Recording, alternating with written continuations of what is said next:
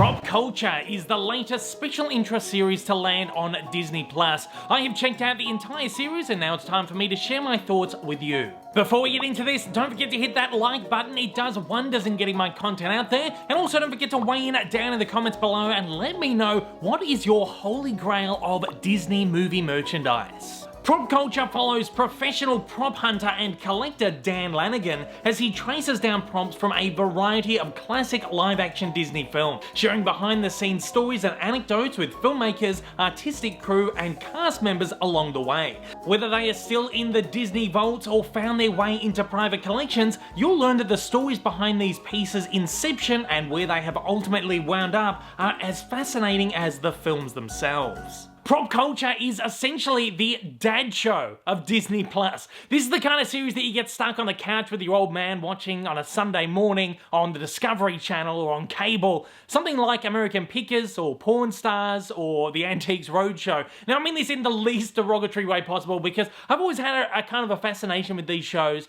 and especially when something is brought into them or they find something that is of real historical value to me, and whether that's something from movies or pop culture in general, that I just think is really fantastic. They look at the item, they talk about the history of them. I always find that fascinating. And this is an entire series that kind of takes that idea and presents it to you with this decidedly Disney twist, focusing on real classic or cult classic Disney movies.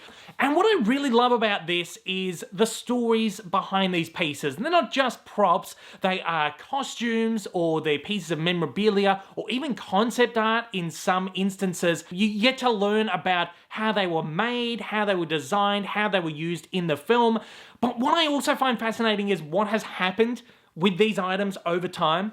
If you take something like Mary Poppins, for instance, you kind of find out that this was made in a time where people had less appreciation for these kind of things. As they say multiple times in the series, these were just props. These were just things that were used to tell a story, and they didn't have, a real historical outlook on these items. And a lot of these things either got destroyed or got parceled out to private collections, people who worked on the films. And then you take a look at a more recent film like Pirates of the Caribbean, you would think that over the time there has been more of an appreciation towards props, and there certainly has been. I mean, a lot of this stuff is in the Disney archives now, but then you'll also find that a lot of the stuff from these movies were discarded. Some of these items have really wound up in some of the wackiest places, some of the places you would really never expect. And that is the crux of this series and what makes it so exciting and so enjoyable. Pop Culture runs for 10 episodes and covers a variety of Disney classics. This essentially means that there is a film from every decade of our childhoods or young adolescence from the 1960s to the 2000s. And the greatest thing about this is there is something on offer here for absolutely everybody. And look, I call this the dad show of Disney+, but there really is something here for every single member of the family to enjoy. And whether that means you watch the entire 10 episode series or you just kind of pick and choose episodes based on your favorite movies or the ones you have a lot of nostalgia bundled up with. Me personally, this is how I started out by watching. I watched it all out of order. I watched the Mary Poppins one, Pirates of the Caribbean, the Muppet Movie, and Who Framed Roger Rabbit first, and then kind of worked my way around all of the other episodes of the series. And I personally do recommend that you watch the series as a whole. As a whole, this is a really great overlook at the history of Disney live action movies and the way our perception of props and artifacts from the filmmaking process has changed, or in some instances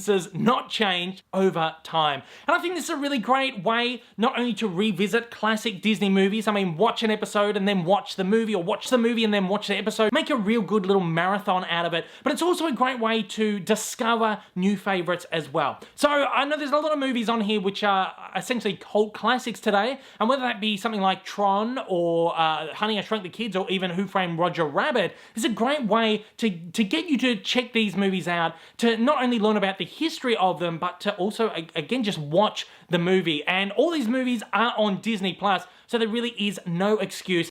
Prop Culture may not be the absolute best Disney Plus has on offer, but it is very, very close to it. This certainly isn't to the same level as, say, the Imagineering story, but I'll happily be giving it a 4.5 out of 5. If you are a Disney nerd or simply a film history buff, this is a series you're really going to be interested in checking out. And again, hopefully this gets you to revisit old favorites or find new ones along the way. This show is absolutely worth your time. And at that, it's over to you guys out there. I want to know, have you checked out Disney Plus's Prop Culture? If so, what was your favorite episode so far? And also, I'd like to know what other live-action classic Disney movies you would love to see spotlit in this series in a possible, hopeful second series. I'd really love to see more of this show. As always, fire away down in the comments below and let me know your thoughts. And as I keep saying, guys, there has never been a more perfect time to just Disney Plus and chill than right now. So please, stay safe, stay at home, and enjoy the series. I'll see you on the next one. If this is your first time viewing one of my videos and you'd like to see more like it in the future, then please don't forget to hit that big old subscribe button up on your screen, as well as that like button down below for that little extra support. Also, don't forget to check me out on social media, and please consider supporting me over on Patreon. Thanks for watching, and have a fantastic day.